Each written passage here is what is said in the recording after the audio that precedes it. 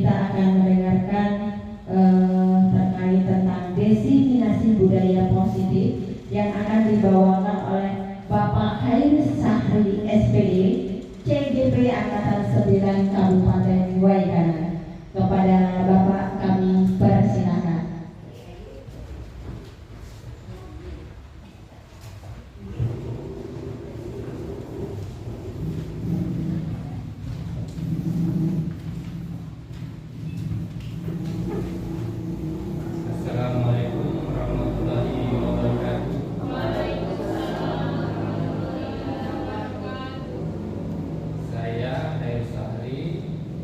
Calon guru penggerak dari SMP 1 Baitullah akan memaparkan materi tentang diseminasi budaya positif. Sebagai pembukaan, diseminasi budaya positif ini latar belakangnya adalah guru sebagai contoh bagi murid-murid, ya, sebagaimana yang dikatakan oleh Ki Hajar Dewantara bahwa guru itu menghamba kepada murid. Artinya guru itu adalah pelayan bagi murid-murid.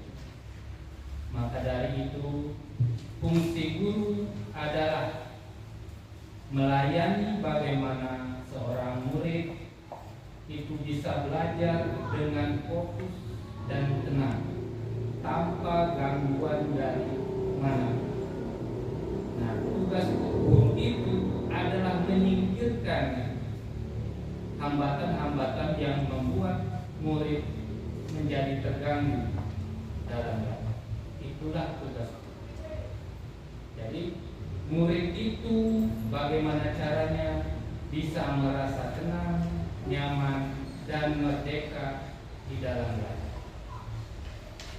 Fungsi guru adalah melayani, artinya menyediakan semua kebutuhan murid, mulai dari media pembelajaran sampai dengan bertingkah laku melayani murid. Salah satu dari fungsi guru yaitu menciptakan budaya positif di lingkungan sekolah. Jadi sebenarnya fungsi guru itu sangat banyak sekali untuk murid.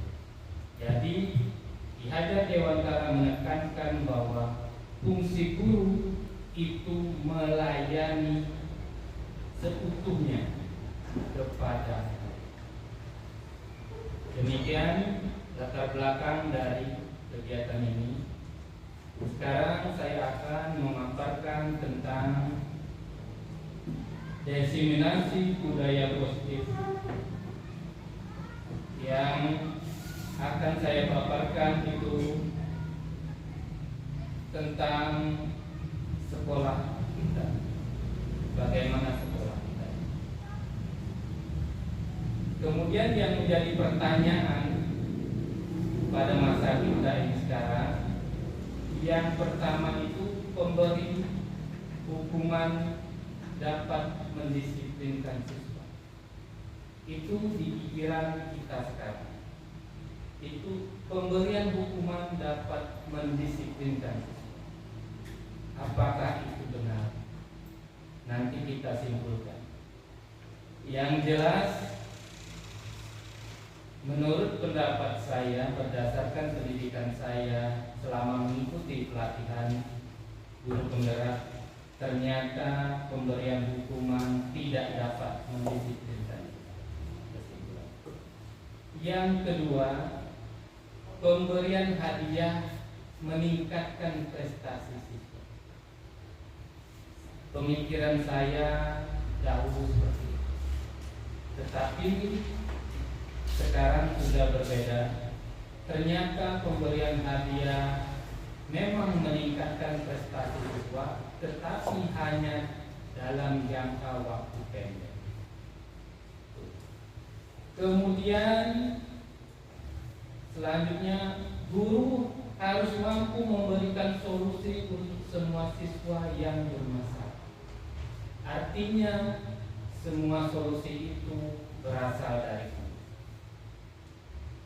Ternyata itu juga salah. Ternyata solusi itu bisa kita dapatkan dari siswa itu sendiri. Kalau solusinya dari siswa, insya Allah solusi itu akan dilaksanakan oleh siswa dengan penuh tanggung jawab. Kemudian selanjutnya, guru berperan sebagai teman bagi siswa. Ternyata itu juga tidak benar. Karena apa?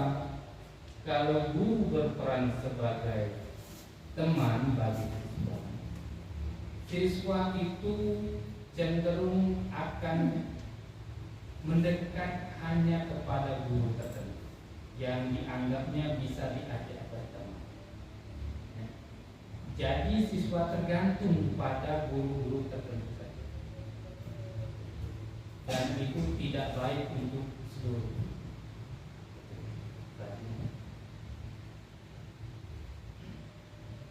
Kemudian budaya positif merupakan perwujudan dari nilai-nilai atau keyakinan yang universal diterapkan di sekolah. Jadi budaya positif itu keyakinan. Semua keyakinan itu berasal dari siswa, bukan dari guru. Jadi dalam budaya positif ini siswa diajak berperan. Jadi kalau selama ini guru yang sangat berperan, sekarang kita mengajak siswa untuk berperan, diajak melakukan apapun, semuanya siswa harus diajak. Kemudian konsep didik untuk mewujudkan budaya positif. Yang pertama, perubahan paradigma belajar. Yang kedua, disiplin positif. Yang ketiga, motivasi diri manusia. Keempat, kebutuhan manusia. Kelima, posisi kontrol restitusi. Keenam, keyakinan kelas. Dan yang terakhir, segitiga restitusi. Cobalah buka. Anda dan teman Anda, di dalam tangan Anda menggenggam sesuatu yang berharga. Dan ajaklah teman Anda untuk membuka tangan Anda. Apakah tangan Anda itu bisa dibuka oleh teman Anda? Ya, ini dokumentasinya. Ya, tolong jangan berpikiran yang macam-macam. Ini prakteknya ya. Ini prakteknya kalau kita menggenggam sesuatu dan kita pertahankan, orang lain apakah bisa membukanya? Dengan segala cara. Dipaksa, dirayu, diintimidasi, ya, mungkin dikelitik. Apakah bisa terbuka genggaman Anda? Ternyata tidak bisa. Itu membuktikan apa? Itu membuktikan bahwa yang mengontrol diri kita itu hanya kita, bukan orang lain. Itu artinya. Dan itu artinya kepada siswa, kita tidak bisa mengontrol siswa. Kita tidak bisa membunuh siswa. Yang bisa merubah siswa, ya siswa itu. Ya. Kita ini hanya sekedar membimbing, menuntun. Jadi yang merubah siswa hanya mereka. Jadi kita tidak bisa memaksa. Kita bekerja dengan batasan-batasan yang telah dijelaskan. Itu saja. Tanpa melampaui. Ini pembelajaran dengan paradigma baru. Ya. Pembelajaran dengan paradigma baru dirancang berdasarkan prinsip pembelajaran yang terdiferensiasi, sehingga setiap siswa belajar sesuai dengan kebutuhan dan tahapan perkembangan untuk mewujudkan profil pelajar Pancasila. Selama ini kita berpikir guru mengontrol murid. Selama kemudian ilusi muatan positif, pemberian penghargaan tadi, ya, akan bermanfaat atau tidak. Kemudian kritikan membuat orang merasa bersalah itu dapat menguatkan karakter. Itu juga salah. Kemudian orang dewasa memiliki hak untuk memaksa. Jadi yang merasa tua itu berhak memaksa yang muda. Kalau di siswa atau di murid kita yang kelas 9 berhak memaksa yang kelas 8 dan kelas 7. Itu yang masih di pikiran anak-anak. Ya. Mudah-mudahan dengan ini kita bisa merubahnya, termasuk kita juga. Ya, kita berubah. Selanjutnya, disiplin positif. Apa arti disiplin? Nah, disiplin itu kalau berdasarkan pemikiran kita selama ini, disiplin itu cenderung untuk mengontrol orang, ya, membentuk orang supaya mematuhi, ya, mematuhi peraturan, mematuhi omongan kita. Itu yang ada di pikiran kita. Tetapi sebenarnya disiplin itu seharusnya muncul dari diri kita masing-masing, diri murid masing-masing. Itu namanya disiplin yang berasal dari dalam, intrinsik. Artinya disiplin yang berasal dari dalam. Jadi makna kata disiplin itu sesuatu yang dilakukan seseorang pada orang lain untuk mendapatkan kepatuhan. Kita cenderung menghubungkan kata disiplin dengan ketidaknyamanan. Kenapa? Kalau disiplin itu berkaitan dengan peraturan, dan peraturan itu membuat kita terpaksa. Ya, jadi kalau orang terpaksa itu dia merasa tidak nyaman. Dipaksa berkaos kaki warna hitam, dipaksa mengeluarkan baju, dipaksa, ya, lari, itu tidak baik. Karena ada kata dipaksa, ya. Jadi sebaiknya keinginan itu muncul dari dalam hati, ya. Kalau dalam hatinya sudah muncul, maka siswa atau kita itu akan bergerak sendiri. Itu yang namanya, ya. Kemudian ini penggalan kata dari Bapak Ki Hajar Dewantara. Beliau menyatakan bahwa di mana ada kemerdekaan, disitulah harus ada disiplin yang kuat.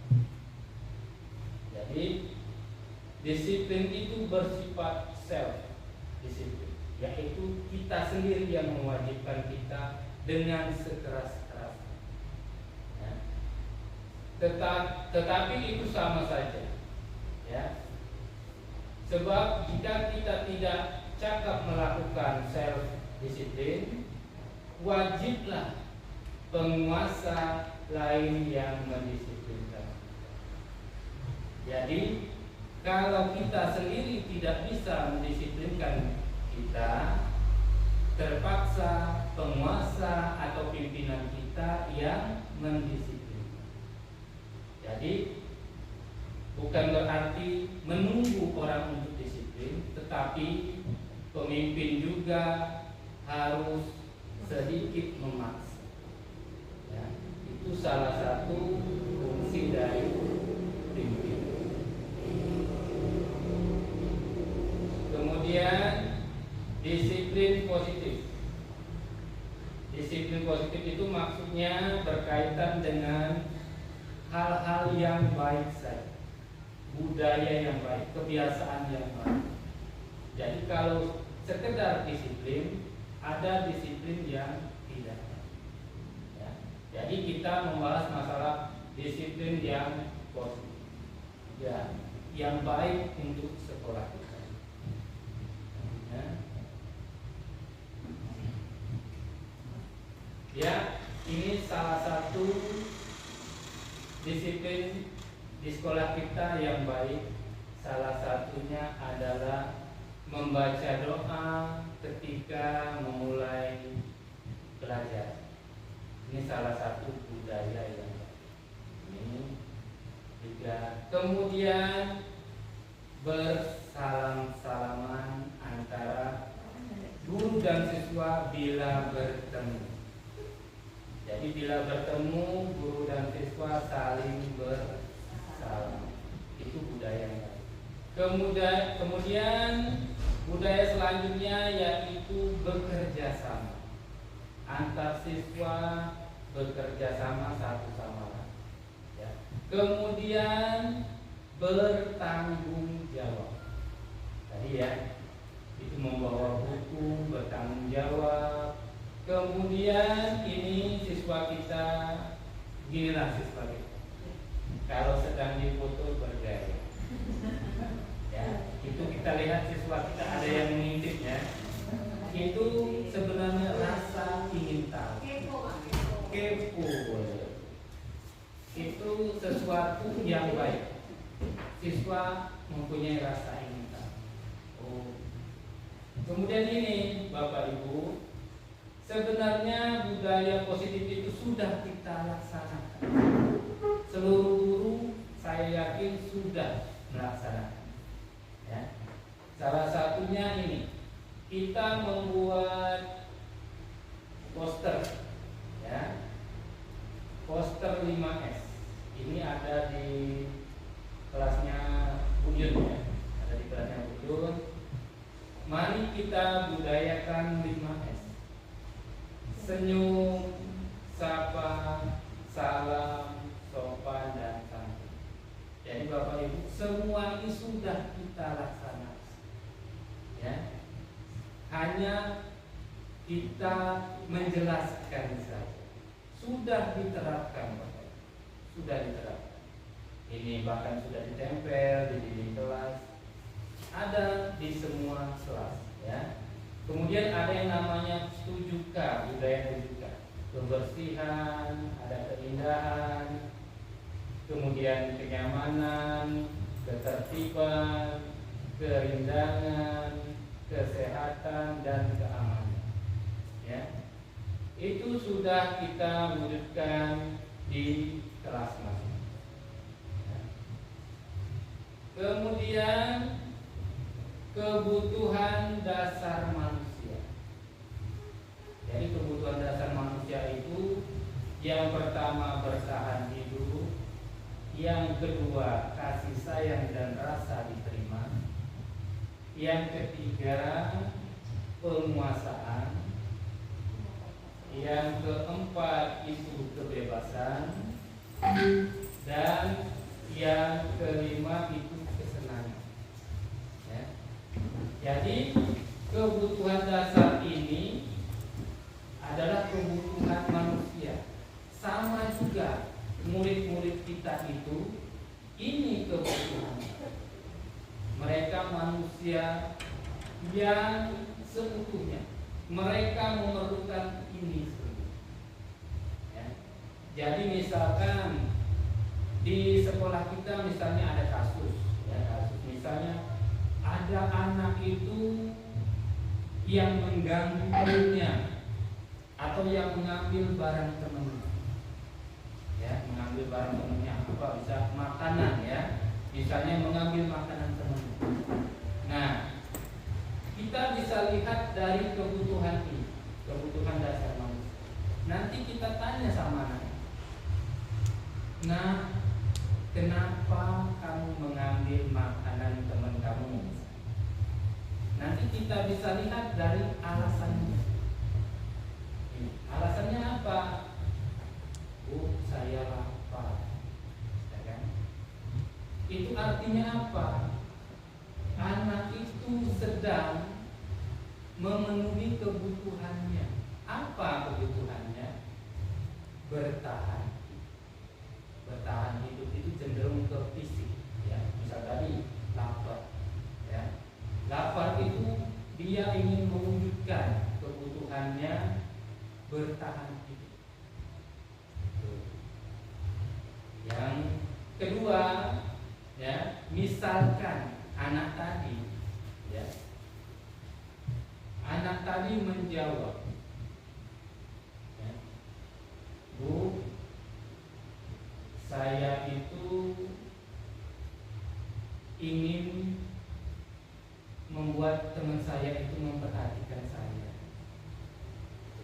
supaya dia itu marah ke saya, kan?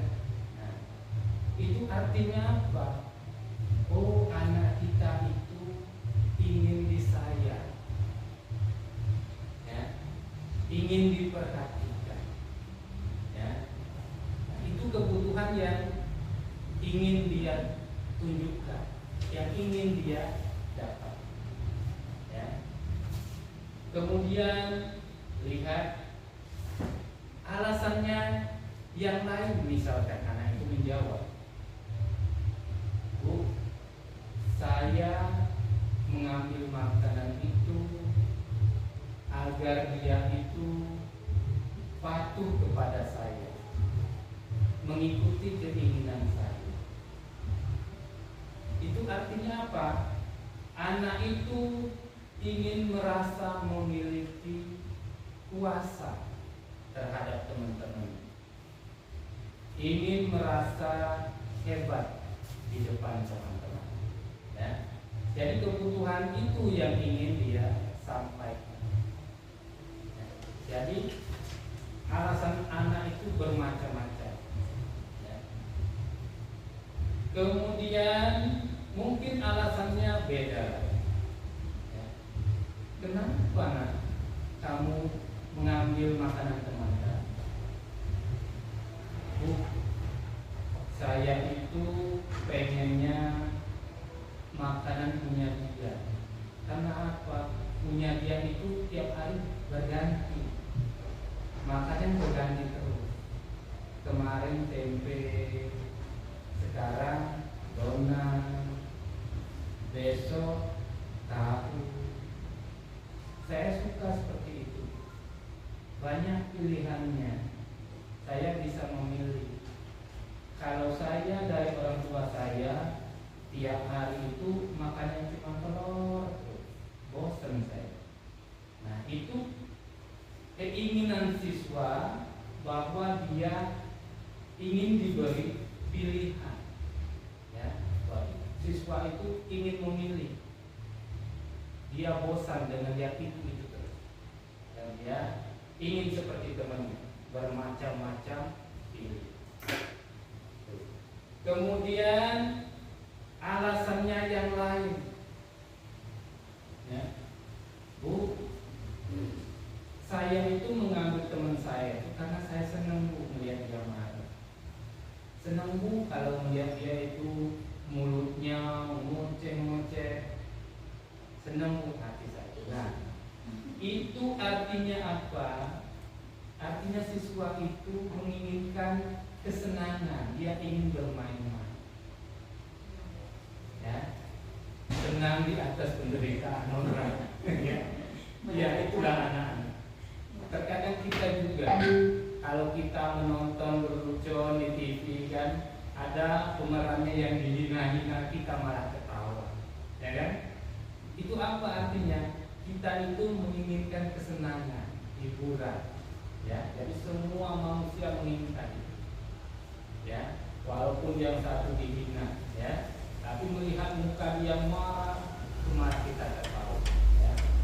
Itu artinya kebutuhan manusia itu bermacam-macam, tergantung dari alasan.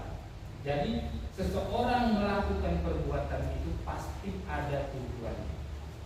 Kita tidak bisa memandang sesuatu itu berdasarkan pemikiran kita.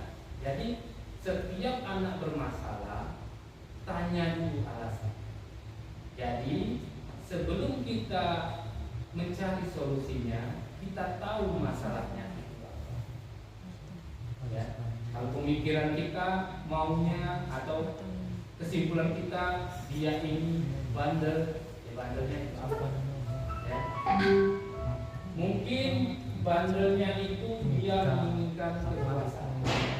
Maka dari itu kita ngajak ngobrol anak itu tentang kesetaraan dalam berteman, itu solusi.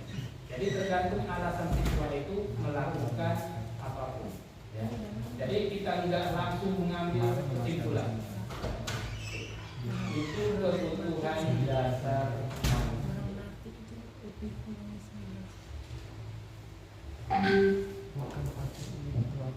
Kemudian motivasi perilaku manusia.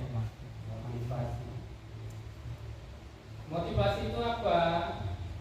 Dorongan yang timbul pada diri seseorang secara sadar atau tidak sadar untuk melakukan suatu tindakan dengan tujuan tertentu. Ya, jadi ada tujuannya. Setiap tindakan ada tujuan. Yang pertama, menghindari ketidaknyamanan dan hukuman. Jadi motivasinya itu karena dia tidak ingin dihukum. Nah, murid melakukan disiplin itu karena takut dihukum. Jadi adanya apa? Keterpaksaan. Jadi jangan sampai ini terjadi kepada siswa kita. Ya. Ini motivasi yang paling rendah, tingkatannya paling rendah. Jangan sampai siswa kita seperti ini. Kemudian yang kedua, motivasi yang kedua itu untuk mendapatkan imbalan atau penghargaan dari orang lain. Nah, jadi siswa itu melakukan karena tujuannya ingin mendapatkan imbalan. Ya. Ini tingkatnya satu tingkat lebih tinggi dari yang tadi, yang menghindari karena nggak mau kena hukuman. Ya, karena imbalan. Kemudian yang ketiga, kenapa orang itu melakukan sesuatu? Yaitu untuk menjadi orang yang mereka inginkan dan menghargai diri sendiri, ya, dan nilai-nilai yang mereka percaya. Jadi orang yang melakukan sesuatu itu karena dia menghargai dirinya sendiri, ya, menghargai dirinya sendiri. Bagaimana dia melakukan itu karena dia memiliki pemikiran yang sama dengan aturan yang ada. Ya, misalnya dia menghargai dirinya sendiri, misalnya bangun pagi. Dia menghargai dirinya sendiri karena apa? Nanti kalau bangunnya siang, badannya akan sakit. Jadi dia menghargai dirinya sendiri. Gak ada paksaan, bukan karena dibangunkan orang tua, ya, bukan karena takut telat ke sekolah, bukan. Karena dia merasa, oh saya memang membutuhkannya untuk diri saya sendiri dan saya setuju dengan, ya, mereka percaya ini untuk saya, bagus untuk saya, ya. Itu motivasi orang berperilaku, termasuk siswa juga, ya. Ini 3 motivasi yang ada di dalam diri manusia.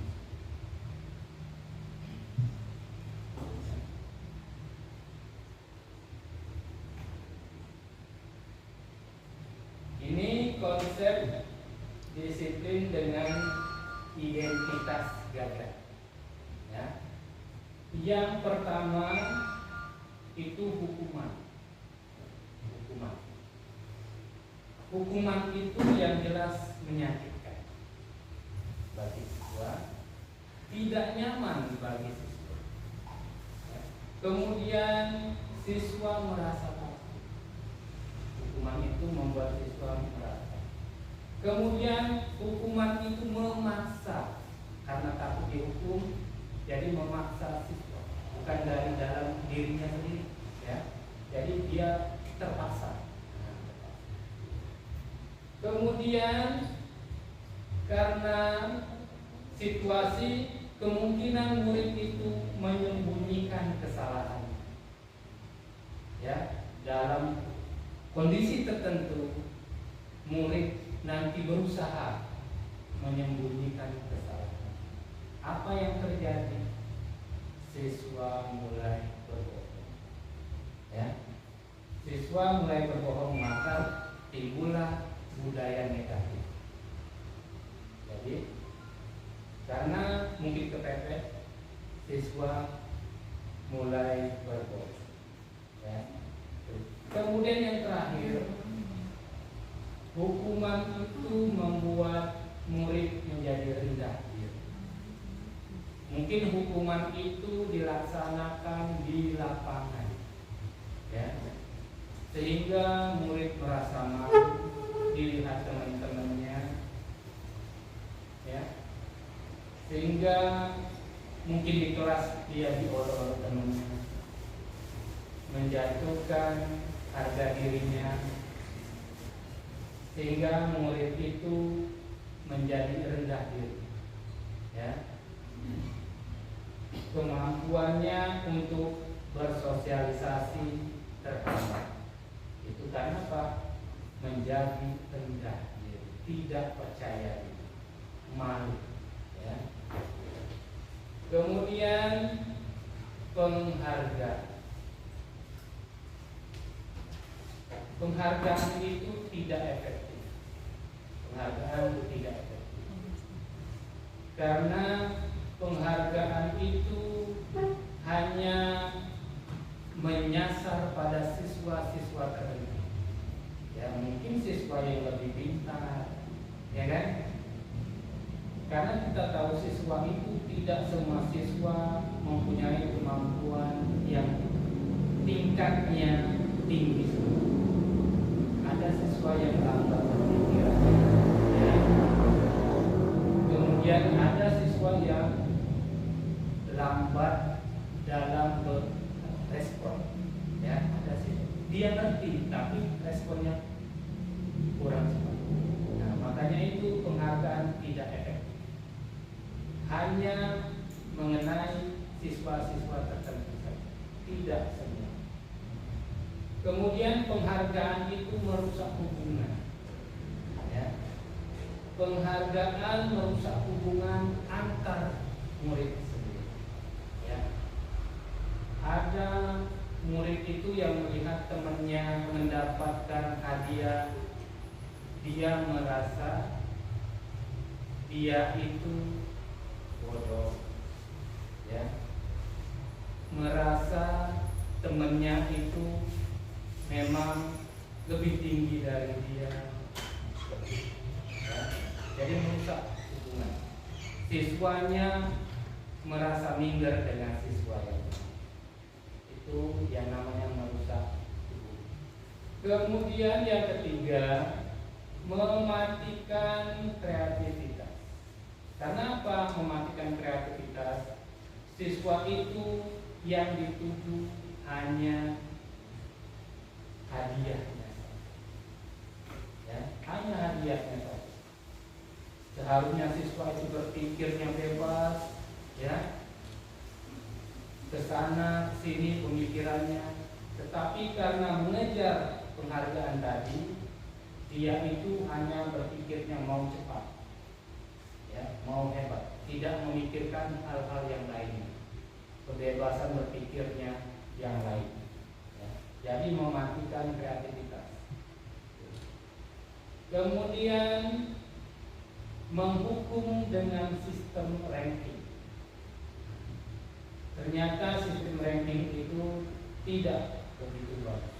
Ya, karena apa? Sistem ranking itu hampir mirip tadi, ya. Yang mendapat peringkat itu hanya siswa yang pintar saja, ya, yang nilainya bagus saja. Tapi efeknya kepada siswa yang lain merasa bodoh, merasa rendah hati, rendah diri, ya, terhadap siswa yang memiliki ranking, ya. Jangankan siswa yang lain, yang ranking kedua, yang ranking ketiga, keempat, kelima, dan seterusnya, mereka merasa istilahnya itu direndahkan juga. Kamu hanya ranking 2, itu masih ada yang ranking 1. Bahkan mungkin lebih terbebankan yang peringkat 2, 3, 4, dan 5. Mereka berbeban untuk mengejar peringkat yang pertama. Ya, itu kalau sistem ini, ya, ternyata berdampak buruk juga terhadap siswa. Kemudian merampas hak menghargai diri. Ya, merampas hak menghargai diri, siswa merasa rendah hati, merampas hak diri mereka. Kenapa? Itu tadi, pembagian ranking telah menempatkan mereka pada posisi-posisi yang rendah. Jadi mereka itu seolah-olah berada di bawah, tidak setara dengan yang. Mungkin mereka mengakui kalau siswa yang lain lebih pintar darinya, tetapi mereka tidak mau diperjelas. Posisinya tidak mau diperjelas dengan adanya peringkat-peringkat, apalagi disebutkan peringkat 1 sampai 30 misal terakhir, ya, tidak mau. Karena apa? Memperjelas status mereka. Saya di nomor 1. Ya, mungkin pemikiran kita peringkat ini memacu semangat yang lain supaya berlomba-lomba untuk pintar, ya, mungkin di pikiran kita, ya. Tetapi ternyata itu bisa. Kemudian konsep disiplin selanjutnya itu konsekuensi, ya. Itu artinya apa? Ada aturan, ada konsekuensi. Ya. Jadi sudah jelas, ya.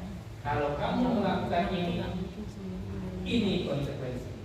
Melakukan ini konsekuensi. Apa akibatnya? Yang pertama, penguatan jangka pendek. Jadi penguatannya hanya sebentar. Jadi murid itu cenderung nanti mengulanginya lagi. Ya. Kemudian kalau konsekuensi itu perlu monitoring berkelanjutan. Tidak bisa sekali-sekali saja. Harus ada monitoring dari gurunya. Diawasi terus ada. Ya. Jangan sampai melakukan hal yang sama. Ya. Kemudian stimulus respon. Ya, stimulus respon itu maksudnya apa? Yang kita pikirkan ini tidak sama dengan yang orang lain pikirkan. Kita menganggap bahwa kita semua ini sama. Tidak. Ya, kita ini berbeda.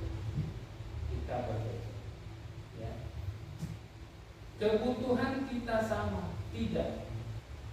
Kebutuhan tiap manusia berbeda-beda. Ya. Kebutuhan manusia berbeda. Jadi tidak bisa dijadikan satu. Jadi jangan menilai diri orang berdasarkan diri kita.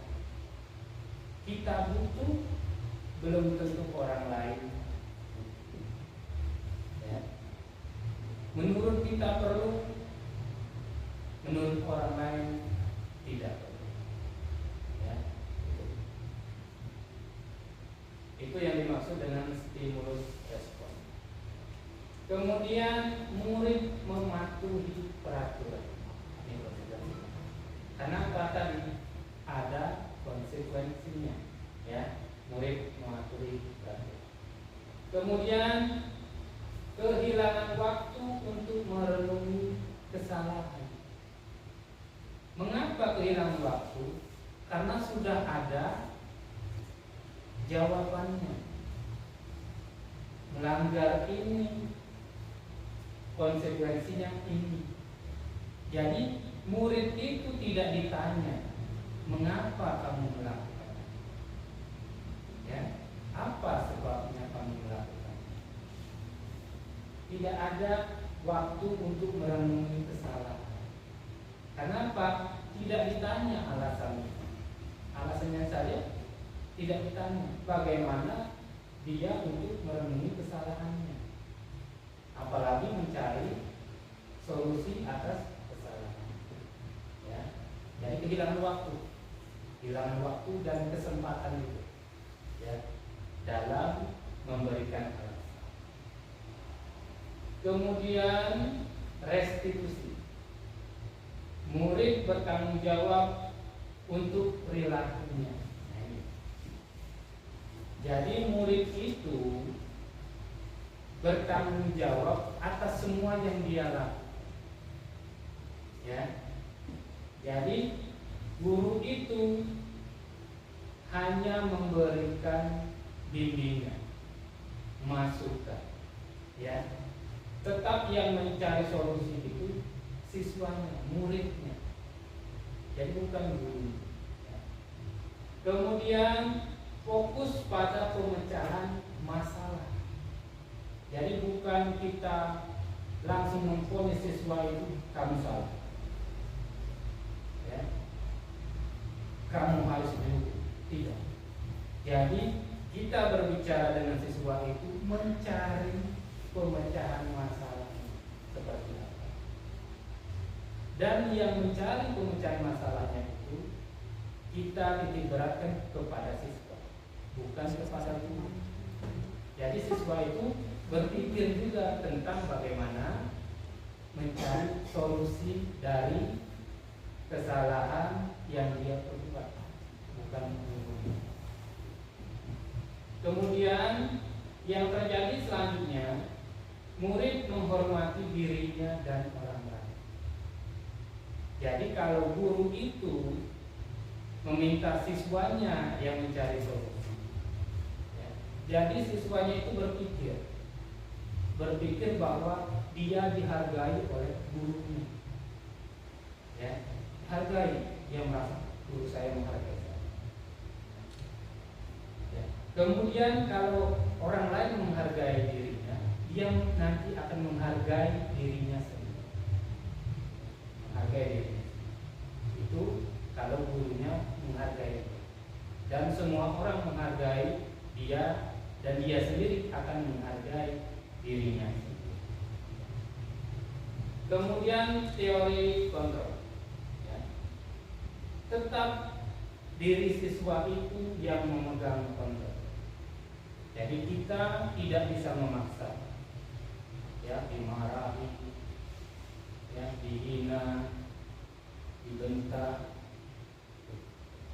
Jadi bukan guru yang menentukan siswa itu berubah, tapi siswa itu sendiri. Kemudian murid bersemangat memperbaiki kesalahan. Ya. Jadi siswa itu kalau sudah merasa dihargai, ya, dia bersemangat memperbaiki kesalahan. Dia berpikir sendiri, oh kalau saya salah begini, saya seharusnya begini. Dan kalau itu berasal dari dirinya sendiri, siswa itu akan mengingat, oh saya kemarin melakukan kayak ini, solusinya saya begini. tidak dipaksa oleh guru saya. Nah, itu, ya. Ini kemudian pendekatan restitusi. Restitusi itu adalah proses menciptakan kondisi bagi murid untuk memperbaiki kesalahannya. Jadi murid itu sendiri yang memperbaiki kesalahannya, sehingga mereka itu kembali kepada kelompok mereka, seolah-olah mereka itu tidak melakukan kesalahan.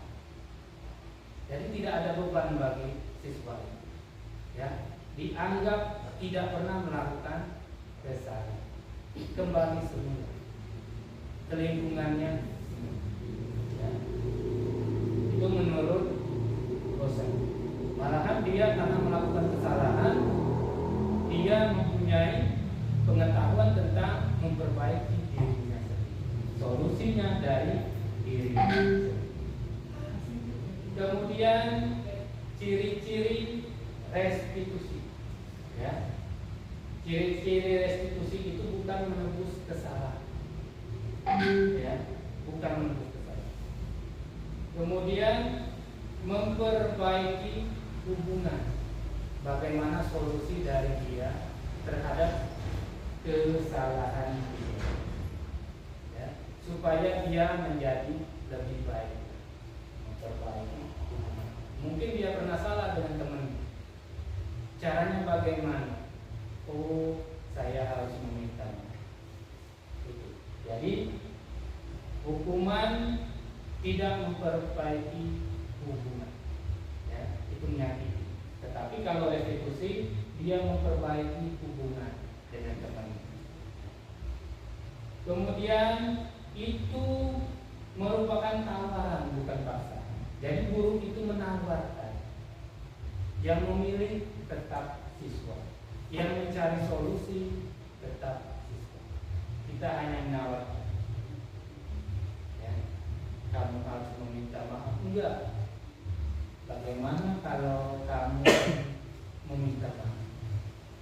Bagaimana kalau kamu mengajak temanmu ngobrol? Itu menawarkan. Jadi bukan memaksa, ya. Jadi mengenal. Kemudian menuntun untuk melihat ke dalam diri, ya. Oh, saya ini melakukan ini, berarti saya itu melakukan suatu kesalahan. Jadi saya tidak boleh mengulanginya, karena itu menyakiti teman saya. Nah itu, ya, menuntut untuk melihat ke dalam dirinya sendiri. Kemudian mencari kebutuhan dasar yang mendasari tindakan. Itu tadi kebutuhan manusia. Kenapa anak ini melakukannya? Mengapa saya ini melakukannya? Apakah saya ingin bertahan hidup? Apakah saya ini butuh kesenangan? Ya kan? Apakah saya ini butuh kekuasaan dalam melakukan sesuatu? Ya. Jadi kita bisa melihat itu dari alasannya, ya. Bagaimana dia mencari kebutuhannya. Kemudian fokus kepada karakter, bukan tindak. Karakter anak itu maunya seperti apa? Oh, anak ini pendiam, karakter. Oh, anak ini pemaaf, ya, karakter. Oh, anak ini suka berbicara, ya. Jadi fokus kepada karakternya, maunya seperti apa, ya. Kalau dia karakternya pemaaf, solusinya dia akan meminta. Apakah karakternya ini bertanggung jawab? Oh, dia bersedia melakukan apapun untuk memperbaiki masalah. Nah, itu bertanggung jawab, ya. Kemudian ciri yang terakhir itu menguatkan dan fokus pada solusi. Sama, ya, menguatkan, fokus pada solusi. Jadi kita kepada murid yang melakukan kesalahan, jangan ditekankan terus siswa itu. Kamu salah. Bagaimana kamu? Jangan dimarahi. Jangan diberhenti. Kenapa? Itu menghabiskan energi kita. Menghabiskan energi, siswa juga tersakiti dengan ucapan kita, ya kan? Mungkin nanti timbul dendam, mungkin kata-kata kita akan dihina, ya kan? Sama itu kejelekan, ya. Jadi fokus kepada solusinya, ya. Nah, ini perbedaannya. Hukuman itu tidak terencana, ya, bersifat satu arah, ya, berupa hukuman fisik atau kata-kata. Jadi tidak terencana. Melihat anak itu bandel, misalnya memanjat pohon, langsung kita hukum. Coba kamu keliling lapangan 2 kali, misalnya kan. Nah, itu yang namanya hukuman tidak terencana, ya, tidak terencana dan berbentuk fisik, ya, atau kata-kata, ya. Nah, kadang-kadang kata-kata itu yang lebih menyakitkan daripada siswa, ya, anak-anak sekarang, ya. Kata-kata yang kasar itu lebih menyakitkan daripada hukuman. Kemudian konsekuensi, ya, bersifat terencana. Tadi, ya, kamu melakukan ini, hukumannya ini. Melanggar ini, hukumannya ini. Jadi bersifat terencana.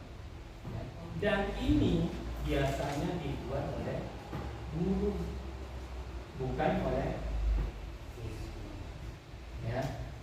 Kemudian restitusi, proses menciptakan kondisi bagi murid untuk memperbaiki kesalahan mereka, sehingga mereka bisa kembali pada karakter mereka yang lebih. Ya. Restitusi itu bagaimana kita berbicara dengan siswa, kita membimbing siswa, ya, atas kesalahan mereka dan mengarahkan mereka untuk mencari solusi. Solusinya seperti apa? Mau kamu itu seperti apa? Mampu kamu itu seperti apa? Menurut kamu itu bagaimana? Nah, itu, ya. Jadi siswa itu merasa dilibatkan. Saya maunya dihukum aja. Ada sih, Bu, saya maunya keliling lapangan saja. Solusi dari kita mengarahkan. Misalnya dia mengganggu temannya, kita arahkan.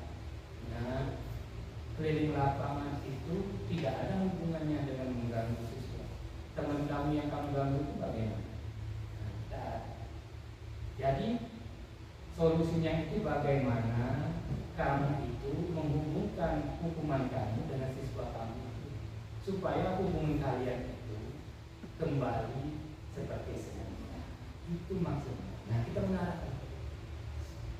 Jadi bukan untuk menyakiti siswanya, tapi bagaimana memperbaiki hubungan antar siswa. Itu restitusi.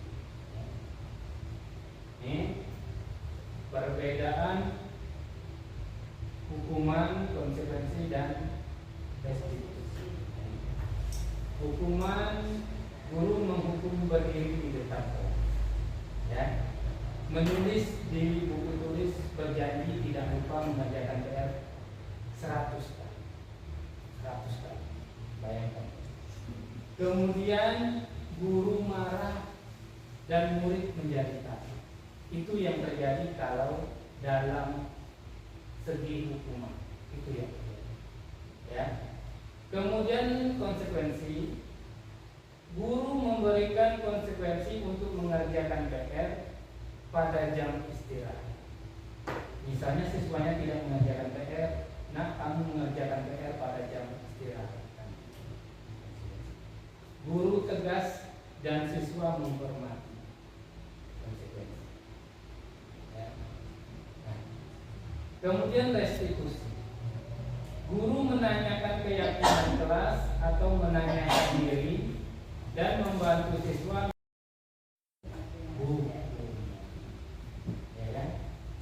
Karena kalau push up 10 kali dengan terlambat ke sekolah itu nggak ada hubungan, nggak ada adaptasi. itu pun hukumannya tiba-tiba pada waktu spontan dari itu. Kemudian lari keliling lapangan karena tidak membuat kerja. Apa hubungannya lari keliling lapangan dan tidak membuat? Kemudian bersihkan coretan yang dibuat di atas meja. Ya, apakah ini hukuman, konsekuensi atau restitusi? Ya, membersihkan coretan yang dibuat di atas meja itu konsekuensi. Ada hubungan lagi. Karena meja dia yang buat, dia yang membersih. Ya. Kemudian berdiri di depan kelas karena tidak bisa menjawab pertanyaan. Apa hubungannya? Berdiri di depan kelas karena tidak bisa menjawab pertanyaan. Gak ada hubungannya sama sekali. Gak ada pengaruhnya sama sekali. Ya kan?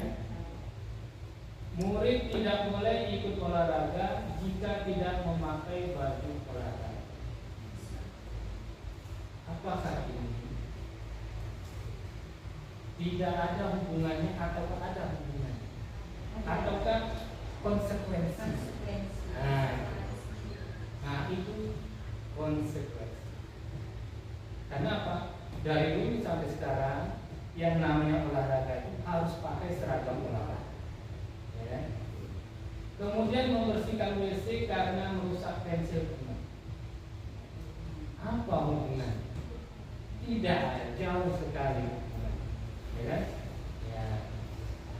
Ya, tidak ada hubungan. Kemudian lari keliling lapangan karena terlambat saat PJO, saat pelajaran olahraga. Lari keliling lapangan. Ada nggak hubungannya dengan PJO? Oh ternyata ada hubungannya. Memang PJO itu ya pelajaran yang menyangkut masalah fisik, ya kan? Jadi ada hubungannya untuk pemanasan. Ya. Jadi itu termasuk restitusi. Ya. Penghargaan juga hukuman. Tadi sudah jelaskan. Penghargaan itu bisa untuk jangka panjang, boleh, tapi kebanyakan jangka pendek. Ya. Penghargaan bisa menciptakan kecemburuan. Itu tadi, yang peringkat tadi ya, cemburu mereka karena ada peringkat segala. Penghargaan mengurangi kualitas. Ya, jadi anak-anak itu berlomba karena ingin mendapatkan hadiah, bukan karena dia berpikir, berimajinasi, ya karena hadiah. Penghargaan mematikan kreativitas. Ya, anak-anak nggak kreatif, taunya mereka hadiah. Mereka bekerja cepat selesai dapat hadiah misalnya. Nah, jadi mereka nggak berpikir lebih luas lagi, nggak berpikir santai. Ya.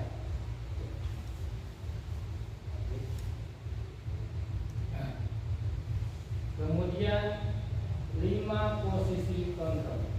Ya, 5 posisi kontrol itu ada penghukum, pembuat merasa bersalah, teman, pemantau, dan manajer.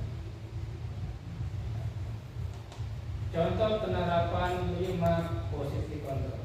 1 penghukum, ya. Kalimat yang sering keluar, kamu selalu terlambat, selalu terlambat. Kemudian selalu dan selalu kamu, gitu, ya. Kemudian membuat merasa bersalah. Bagaimana kamu? Ya, kamu sudah janji sama. Ya. Ibu kecewa sekali sama. Jadi membuat anak itu merasa bersalah. Ya. Ada kalimat-kalimat. Bagaimana nanti orang tua kamu melihat kamu? Ya. Membuat anak itu merasa tertekan. Ya. Kemudian teman, ya posisi kontrol sebagai teman, ya sudah. Kali ini tidak apa-apa. Silakan. Menganggap segala sesuatu itu bisa di pihak dia, memihak ke dia. Ya. Kemudian pemantau ini hanya melihat peraturan, ya, menghitung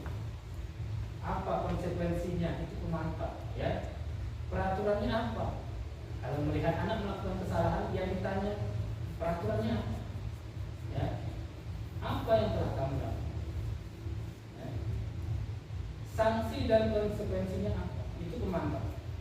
Pemantau itu yang dilihat hanya peraturan. Dia nggak mau mendengar alasan. Ya, itu pemantau. Kemudian manajer.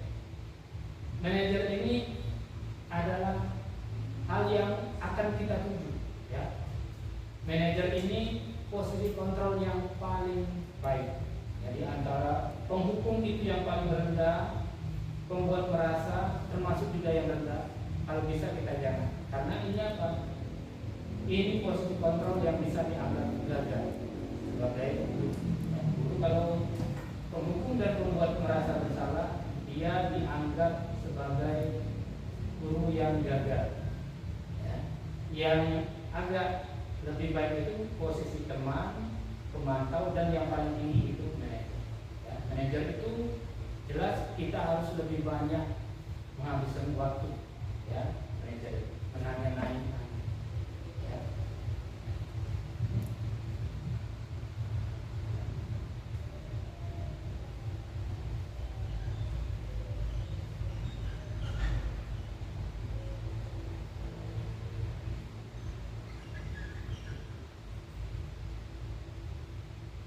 Disimak ya.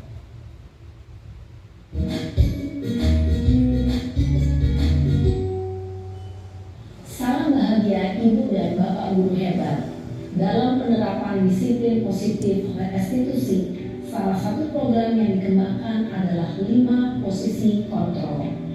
5 posisi kontrol dalam restitusi adalah proses perjalanan seorang pendidik agar dapat mengenali dirinya.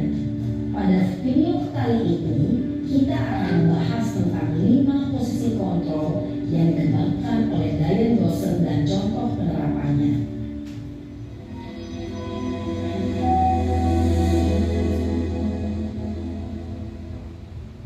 5 posisi kontrol itu adalah 1. Posisi penghukum, 2. Posisi pembuat merasa bersalah, 3. Posisi teman, 4. Posisi pemantau atau monitor, dan 5. Posisi manajer. Untuk lebih memahami ke-5 posisi tersebut, mari kita saksikan kasus Naren yang terlambat hadir 20 menit di sekolah dan melihat bagaimana ke-5 posisi kontrol dalam menghadapi masalah tersebut.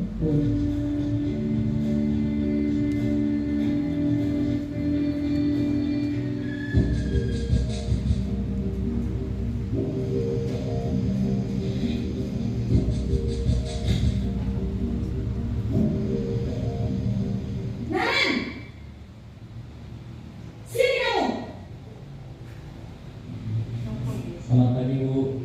Selalu terlambat. Kamu deh, pasti terlambat. Maaf, Bu. Saya Apa? Apa coba? Alasan kamu apa lagi? Kapan sih kamu tidak terlambat? Malas sekali ya kamu jadi anak. saya Dasar pemalas. Gak kapok-kapok sih kamu. Sudah berapa kali terlambat? Sana, kamu keliling lapangan basket 2 kali. kenapa saya harus keliling lapangan basket, Bu? Kenapa? Kamu melawan ibu. Beraninya jawab. Sudah terlambat, masih berani jawab pula. Sekarang keliling lapangan basket 5 kali sekalian. Biar kapok. Cepat. Pergi sana ke lapangan basket. Posisi penghukum biasanya berbicara dengan nada tinggi, menghardik, menunjuk-nunjuk, menyakiti, dan menyindir. Hukuman bisa berupa fisik maupun psikis. Ibu dan Bapak Guru hebat, dampak yang terjadi pada murid ketika guru berada pada posisi penghukum adalah murid cenderung akan memberontak, bahkan menyimpan dendam.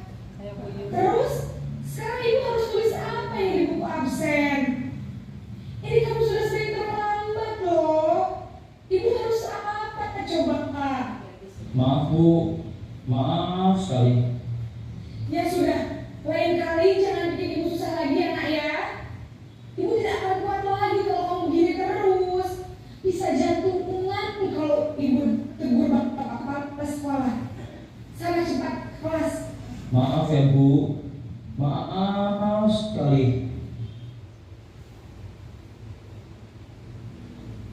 Posisi pembuat rasa bersalah berbicara dengan nada tenang, cenderung lembut, namun kata-kata yang diutarakan membuat murid merasa menjadi orang yang gagal, memandang buruk dirinya sendiri, merasa tidak berharga, dan tidak sanggup membahagiakan orang lain. Ketika guru mengambil posisi pembuat rasa bersalah, murid akan menganggap dirinya yang bersalah dan ia akan menyimpan emosi negatif tersebut dalam dirinya.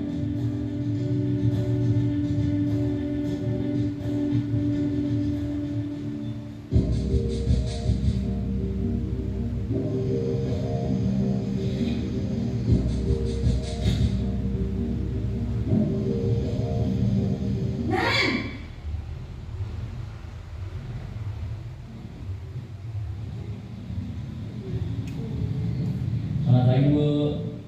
Wah, sudah jam berapa ini nak? Terlambat lagi ya sayang.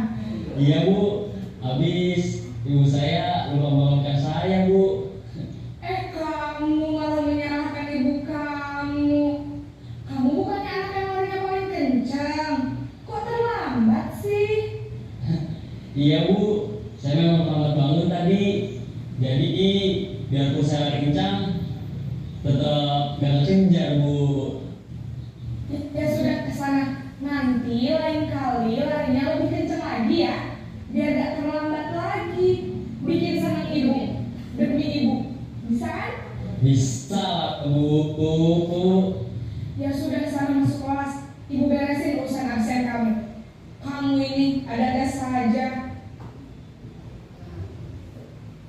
Dalam posisi teman, guru berbicara dengan nada suara ramah, akrab, cenderung bersenda gurau untuk menjaga suasana tetap santai. Murid akan merasa senang, aman, dan akrab dengan guru. Identitas yang tercipta adalah identitas sukses atau berhasil.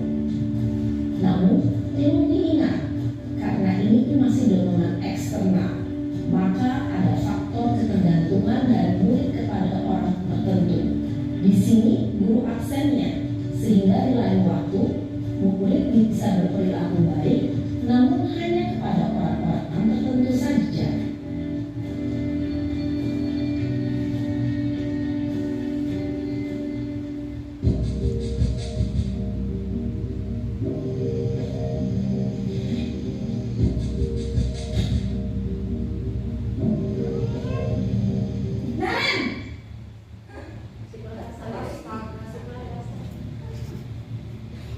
Selamat pagi Bu. Naren, apa peraturan sekolah kita tentang jam berapa kita harus masuk sekolah, nak? Kita harus di sekolah jam 7 Bu. Iya betul, sekarang sudah jam 7.20. Naren sudah tahu konsekuensinya jika terlambat hadir.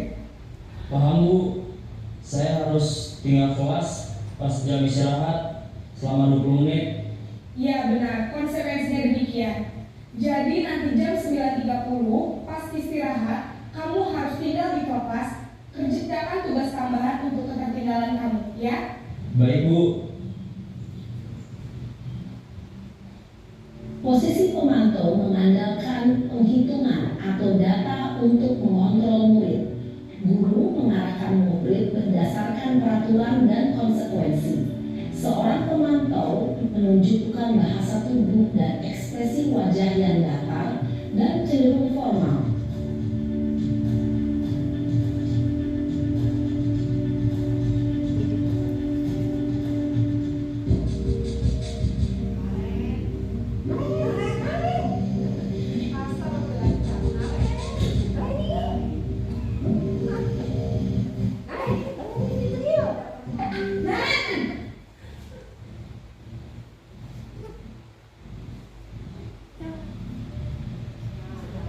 Selamat pagi Bu. Selamat pagi, Kak. Maaf Bu, saya terlambat. Iya, sekolah masuknya jam 7, sekarang sudah jam 7.20. Jadi sekarang bagaimana ini, Naren? Maaf Bu, saya lupa setel alarm saya semalam. Baiklah, menurut kamu, keyakinan sekolah yang mana yang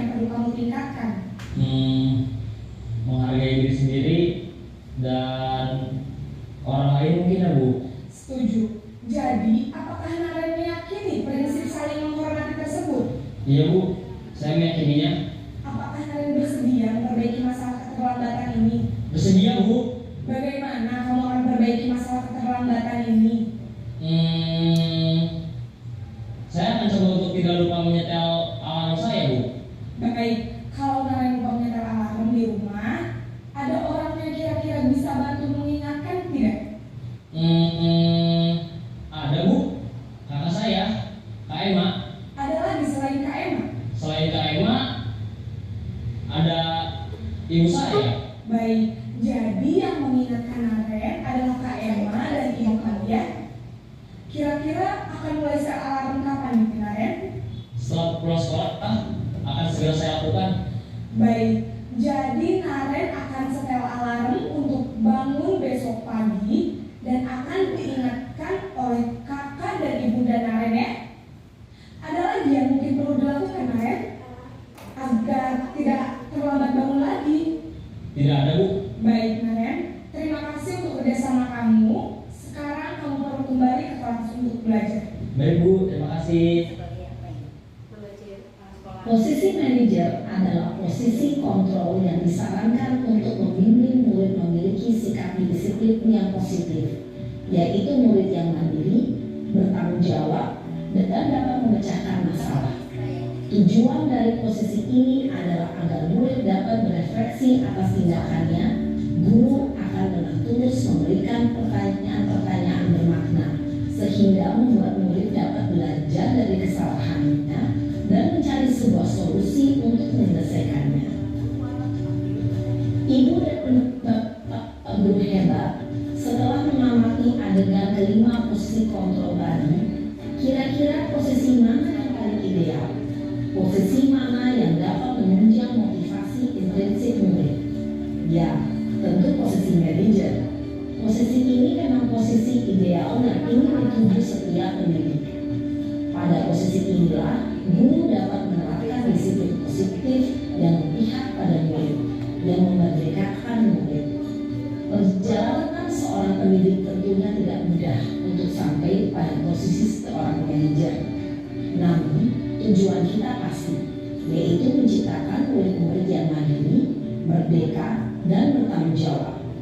Semoga penggambaran 5 posisi kontrol yang telah diperlihatkan ini dapat menjadi ajar refleksi bagi kita semua, agar dapat terus mengasah dan menerapkan disiplin positif yang memerdekakan murid. Mari terus berlatih dan bersemangat. Selamat menerapkan. Salam dan bahagia Ibu dan Bapak guru hebat.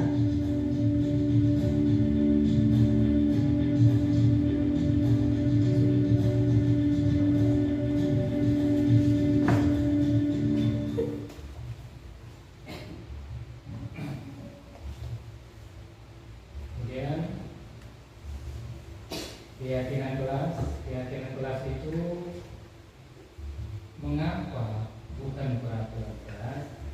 Peraturan kelas itu dibuat oleh guru, tapi kalau keyakinan kelas itu yang membuatnya siswa itu. Kenapa bukan peraturan? Karena peraturan itu cenderung memaksa. Jadi kita meyakini hal-hal yang kita yakini baik.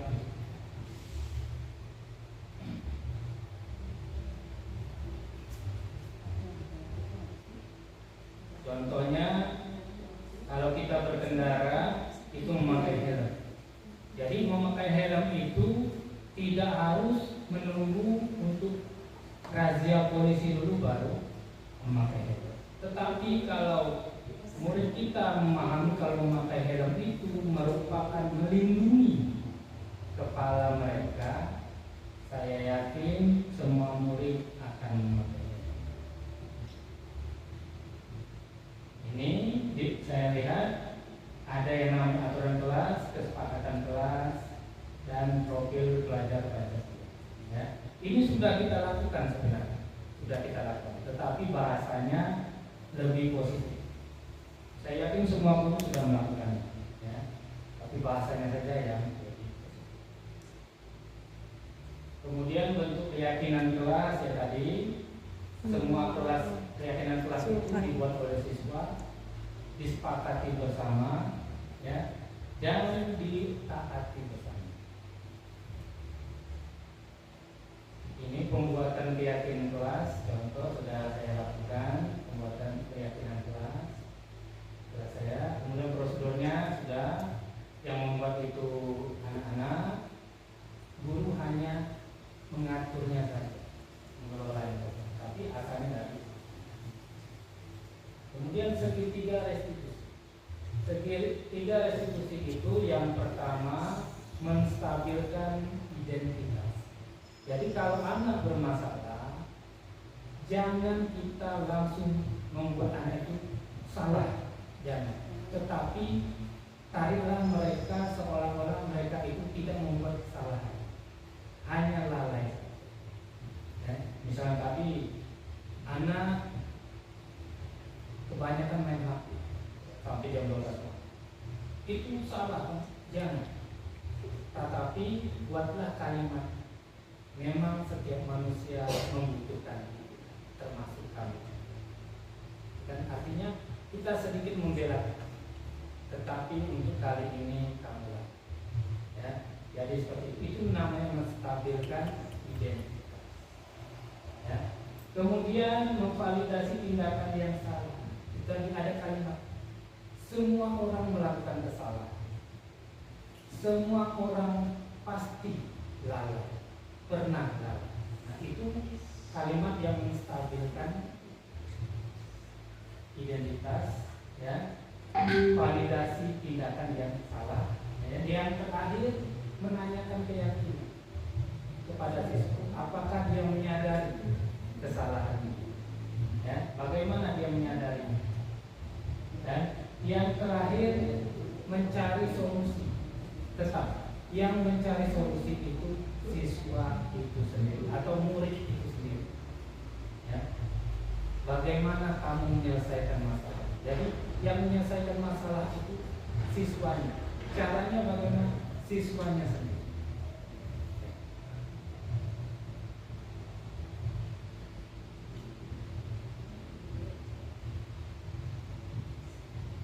Kemudian yang terakhir, dalam penerapan program disiplin positif, hendaknya guru memiliki standar kepribadian, ya, profesional dan sosial yang baik, ya, di mana guru mampu berefleksi pada posisi kontrolnya saat ini.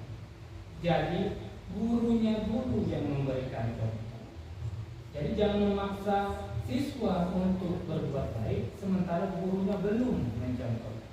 Jadi guru itu harus lebih banyak mencontohkan, baru meminta kepada siswa untuk melakukan hal yang sama. Ya. Jadi guru itu sudah melakukan yang terbaik semuanya, ya. Agar apa? Siswa itu menjadi insan yang mandiri, ya, merdeka, dia tidak tertekan, merdeka tidak tertekan, dan bertanggung jawab. Dari mana? Dari cara dia memberikan solusi kepada masalah mereka. Ya, itu standar pendidikan nasional. Demikian Bapak Ibu, terima kasih atas kerelaan waktunya mendengarkan pemaparan dari saya. Guru Bergerak Indonesia. Terima kasih.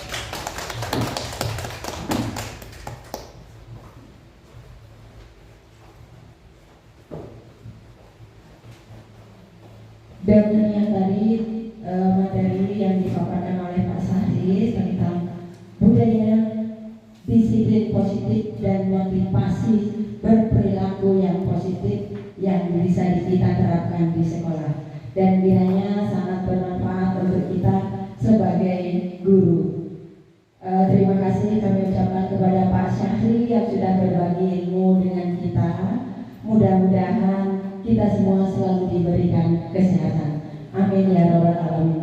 Dan mudah-mudahan kita bisa menggerakkan siswa-siswa kita untuk bisa berpikir dan berdisiplin yang positif. Bagi Bapak Ibu yang ingin bertanya atau ada masukan kami persilakan. Silakan kepada Bu Eni. Dari sini saja ya Bu ya. Boleh. Baik, terima kasih atas kesempatan yang diberikan kepada kami. Selamat pagi, assalamualaikum kawan-kawan semua. Selamat pagi Pak Sahid.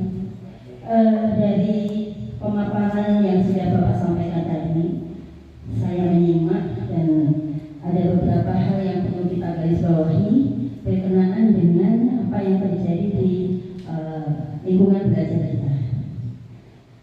Tetapi sebelumnya saya ucapkan terima kasih banyak karena Bapak sudah berbagi dengan kami.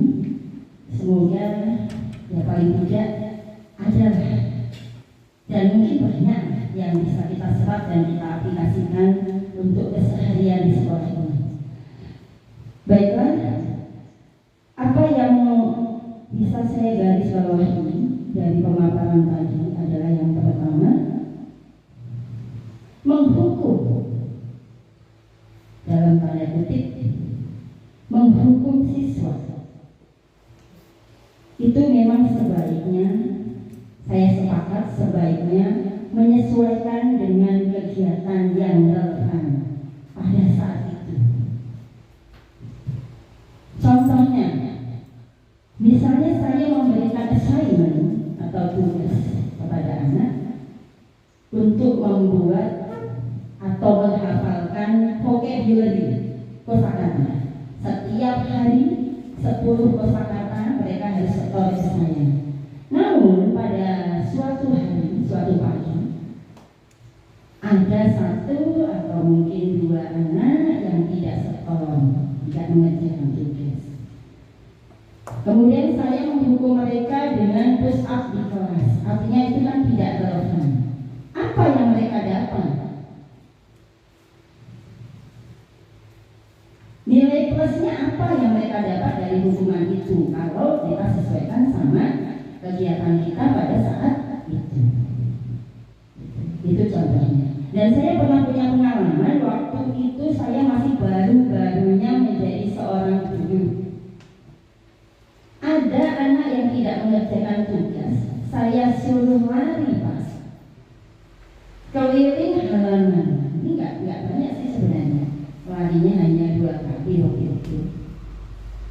Ada beberapa anak, namun ada salah satu anak yang pingsan. Setelah saya menggali informasi, ternyata anak tersebut memiliki riwayat sakit mah kronis, sehingga dari saat itu saya berjanji untuk tidak menghukum fisik. Saya lebih cenderung menghukum mereka sehingga mereka mendapatkan ilmu tambahan. Itu yang pertama. Kemudian yang kedua yang sering kita jumpai adalah laporan dari teman-teman guru, dan mungkin saya juga pernah melihat di kelas ada siswa yang tidur. Pertanyaan kita, tidurnya itu yang pertama di jam apa? Kalau di jam istirahat, biarkan karena mereka merdeka untuk kegiatan mereka supaya mereka merasa aman, nyaman di sekolah ini seperti apa. Kalau di jam istirahat, karena kita juga punya anak yang bersekolah di sekolah lain, kita bisa sekali banding juga bahwa di sekolah lain pun ada jam-jam istirahat khusus anak untuk berkegiatan tidur sebentar, merefresh. Seperti laptop lah, kita juga perlu di-refresh, disegarkan kembali. Kemudian pertanyaan yang berikutnya, apakah ketika tidur itu di jam pelajaran? Kalau di jam pelajaran mungkin kita sebagai pemateri pada saat itu kurang menarik, bisa juga. Atau mungkin sudah menarik tapi saking lelahnya anak itu mungkin habis begadang, dia ngantuk. Ya kita selesaikan di kelas. Silahkan kita bangunkan, mungkin bisa kita suruh cuci muka, fresh kembali ke kelas lagi, duduk. Berikutnya, guru adalah contoh. Ini kembali kepada kita, Bapak Ibu guru, teman-teman semuanya. Mungkin saya juga masih banyak harus belajar dari statement ini. Guru adalah contoh. Kita bisa menyelami sendiri, memaknai sendiri. Dan yang terakhir adalah 5 posisi kontrol untuk anak-anak. Cenderung kita masih mengaplikasikannya di sekolah ini adalah sebagai kontrol penghukum.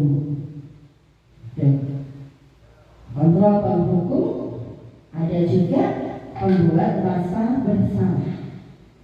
Imbasnya anak-anak setelah kita hukum kembali lagi melakukan hal yang sama karena kapoknya hanya pada saat itu.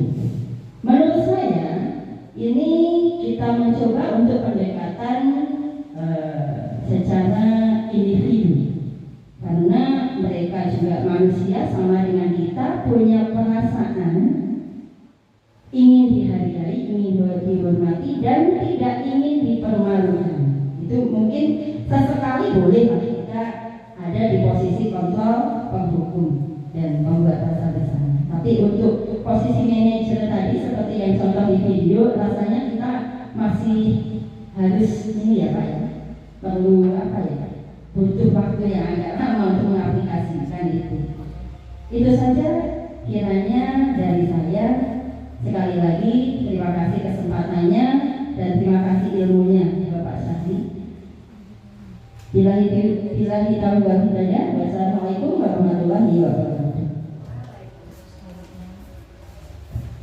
Ya, terima kasih Bu Eni, bagus sekali atau baik sekali masukannya untuk kita semua. Kira-kira mau ditanggupin atau gimana Pak Syarika? Silakan kepada Bapak narasumber kita.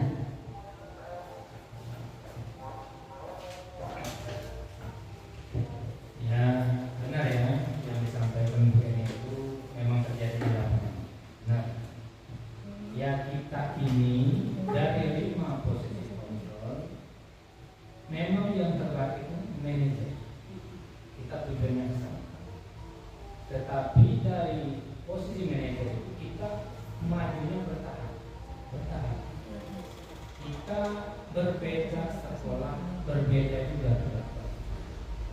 Kalau yang saya jelaskan ini kan teori, menujunya ke sana secara teori. Beda sekolah, perilaku anak juga beda.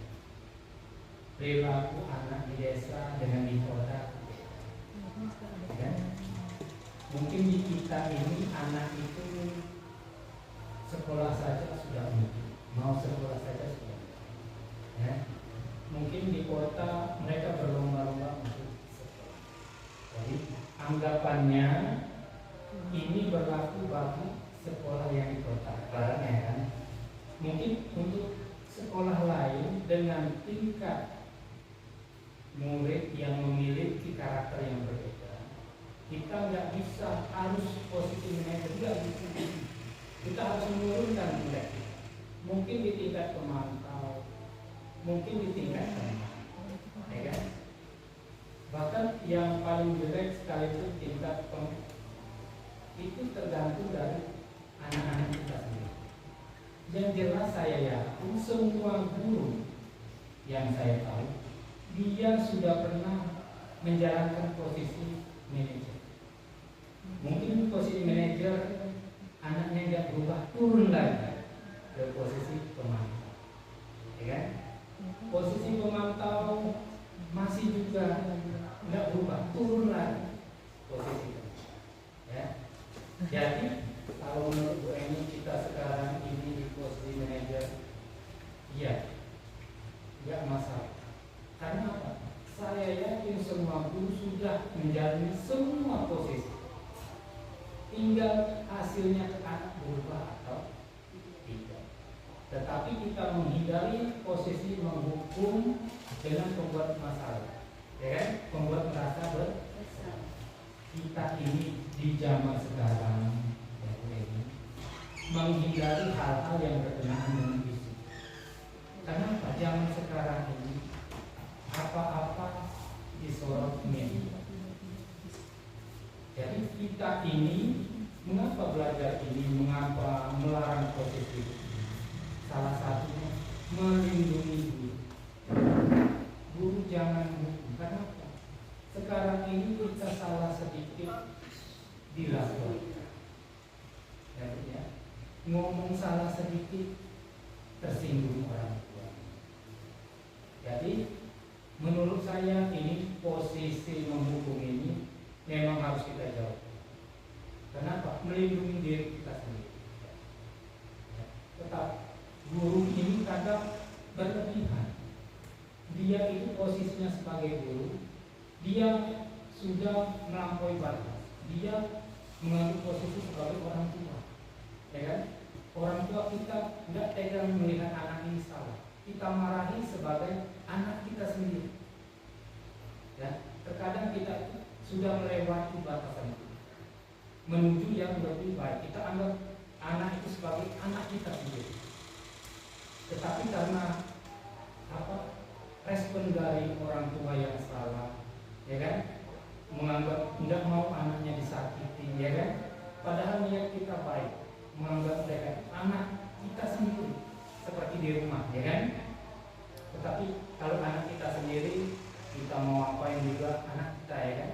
Nah, jadi semua kontrol itu saya yakin sudah dilaksanakan. Tinggal kita melihat kondisi anak. Karena saya yakin guru-guru kita ini guru-guru yang hebat. Mereka sudah berusaha. Ya. Mereka nggak mau anak-anaknya itu menjadi anak-anak yang menjaga. Perilakunya juga nggak mau. Ya. Jadi bukannya mereka tidak pintar di posisi, mereka sudah kenapa? Itu menurut saya. Demikian.